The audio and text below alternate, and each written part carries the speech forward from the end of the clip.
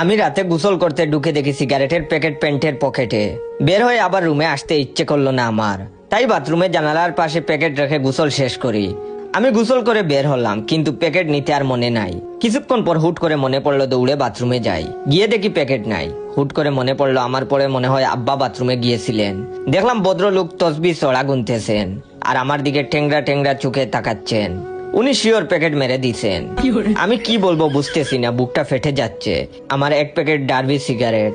আমি আবার ব্যাক পেইনের কারণে এমনি ফ্লোরে পড়ে থাকি, এই রাতে আর নিচে নামা সম্ভব না। আমি তখন আম্মারে বললাম, আব্বারে জিজ্ঞেস করেন বাথরুমে কিছু পাইছে আমার। আম্মা তখন বললেন, বাথরুমে আবার কি রাখছস, টাকা পয়সা রাখছস কি? আমি তখন বললাম, ওই এমনই কিছু, জিজ্ঞেস করেন কিছু পাইছে কিনা। আম্মা আব্বাকে জিজ্ঞেস করলেন, কিছু পাইছো জয়ের? আব্বা তখন তসবি গুনতে গুনতে সূরা পড়তেছেন আর চোখ বন্ধ করে মাথা নাড়িয়ে হা বা না কি বললেন কিছুই বুঝলাম না। আমার তখন চিৎকার করে কাঁদতে ইচ্ছে করতেছে। এ কেমন ভাব? ওনার দরজার সামনেই ওনাকে দেখাইয়া 2 হাত তুলে দাঁড়িয়ে আছি। ওনাকে বুঝাচ্ছি আমি আল্লাহর কাছে বিচার দিচ্ছি। ভদ্রলোক আমার দেখা দেখি নিজেও 2 হাত উপরে তুলে ফেললেন। মানে কি? উনি হাত তুলেছেন কেন? উনি কি ছেলের সিগারেট চুরির জন্য আল্লাহর কাছে ক্ষমা চাচ্ছেন?